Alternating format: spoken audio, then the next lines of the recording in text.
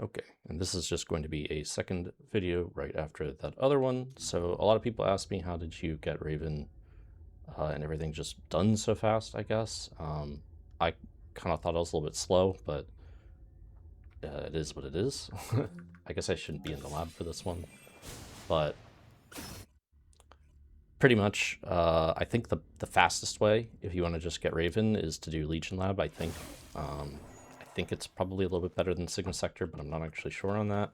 Regardless, either one of those is going to be better to do than the story. I don't know why this isn't taking me to my world map.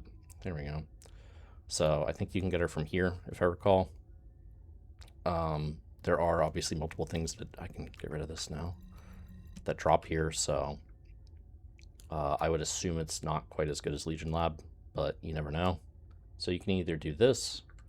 I chose not to do this one, and I intentionally chose not to do it because your first clear every day gives you an additional 4,000 RK Mastery, whatever it is, RK Tuning XP. You can see it up there.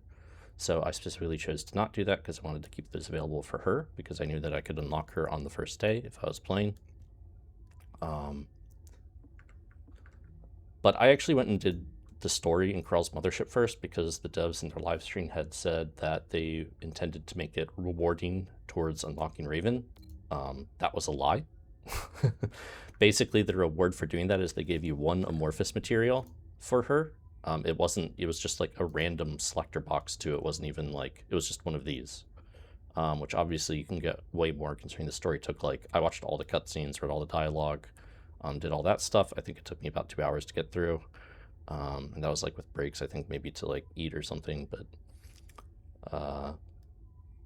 so they gave you 100 of these and then just one of these. So, but you can get 100 of these way faster than 2 hours in Legion Lab. You can get, I think I had like 2.5 minute clears, and that with bonus rewards, I think it was probably averaging like, probably like 8 or 9 a run, probably like 9. So if you're doing them at 2.5 minutes, well, what is that? It's like 20 an hour basically. So yeah, I mean, you would have been done a lot quicker than that. So I basically started when I could have already had all 3 parts for her in Anasa's research shop going. I basically just started farming these. So that's what I would do for those. To actually unlock her, to accelerate the research as fast as possible, I just did Onslaught 4. My average clear time, if I'm actually trying ever since the nerfs, is probably around like 4 to 5 minutes. I don't really do this content that much unless I'm trying to do, like, just get a bunch of materials and things like that, because I don't find it fun after the nerfs, but it is what it is. So, but it does give quite a lot of RK Factor XP.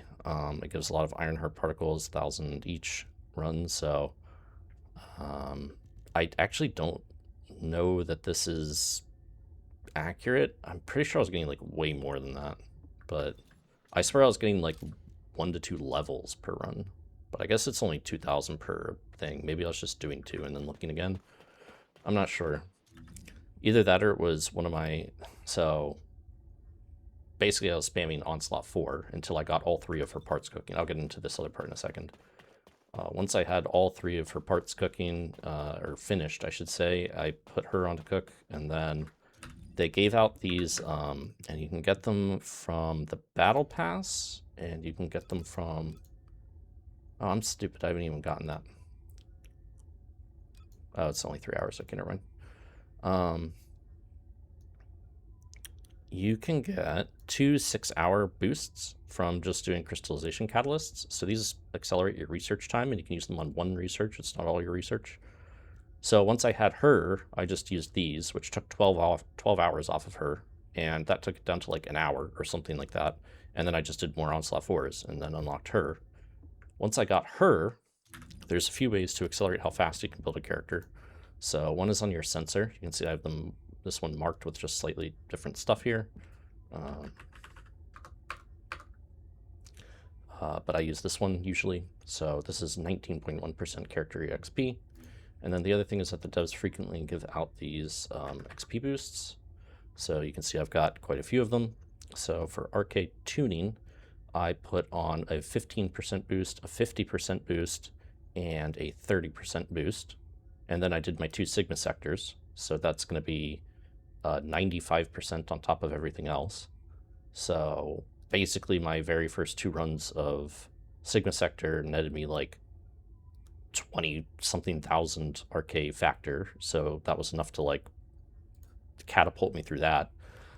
And then I had that sensor equipped along with a 50% XP boost, a 30% XP boost, and I think that's actually it. I don't think there's a 15 for the character XP. So, but due to the sensor having 20%, that was still double XP. So, and I just had those going, and I just did Sigma Sector, I think, basically until I could queue for Onslaught 4. And Onslaught 4 is easier to get into now because the Transcendent weapons, if you have them built, count for quite a bit of arcade factor experience stuff. You can see that I'm up at 90,000. Basically, you had to have your character fully built to be at 85,000 before, which is what you need for Onslaught 4.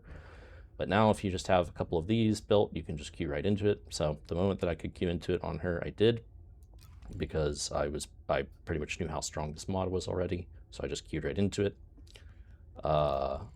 With the Transcendent weapons equipped, and then I wasn't fully built in here. It didn't matter because I was still like top damage, so I wasn't, don't worry, I was not sandbagging my teammates. That's not a gloat. I just don't want you to think that I went in there to get carried. I was not as strong as I could be, but the character is so strong that I was still contributing a ton, and like I said, usually like first place. So, and then I basically just did that, and then those only take 4 to 5 minutes, and every single one of them gives you a boatload of arcade tuning, the inversion reinforcement, and a full 40 levels. So rather than spamming like Sigma Sector and 400%, that's why I don't have the crit rate on this, is because I didn't touch 400%. I probably need to go get them at some point, but I haven't bothered because I already had this one. It's not a massive difference or anything. Sometimes this is even better if her crit rate turns off. So, basically I just did that, and then she was fully built and I had everything. It's so the answer I think to everybody's questions is just do a lot of Onslaught 4. So it's just the best way to get pretty much everything, because it only takes a few minutes and it just piles on experience. You get full 40 levels of EXP in 5 minutes, which you can't even do with 400%, and then full levels to all your weapons, inversion, arcade tuning, everything. So I think that's about everything that I did. I don't know that it was tremendously special, but maybe somebody learned something. If you're new to the game, I guess you learned about these boosts, but you can't get them because well, I mean, you get them from like the battle pass and just like logging rewards and playing the game and stuff. But so, I mean, you guys will get them eventually. You can see I've been playing the game a little bit. So I do have some of them built up that I'm able to just throw those on when I need them. And then maybe you didn't know about, there's also a firearm proficiency one here, and then there's also equipment drop rate for this. I don't know if this affects Transcendent weapons, but I did have it equipped the entire time. I seem to get a lot of Transcendent weapons very fast. I want to say I got like 6 or 7 in like the first hour or 2, and then I never found any more the rest of the day. So I don't know if there's a drop limit to that or what. But that was disappointing because I was hoping to find more of them. But yeah, there's firearm XP for that you can get for this one, and then character XP, equipment gain, and then there's like Kuiper and gold or something on this one, but I never use those. So, and I never use the equipment drop rate. I just have it on this because I don't know, man. I should probably get rid of it. It probably doesn't work on Transcendent mods, but I guess I'll just tinfoil hat it in the meantime. So yeah, that's everything. Yeah, I know some of you are probably like, why do you have mana on these? I know you should know. It's fine. This is, most characters do use mana, so I just have these laying around from that. So maybe I'll get another set for Daya and her at some point, because those are the 2 characters that can use Slayer set, but I just haven't gotten there yet. That's everything, I think. That's what I did.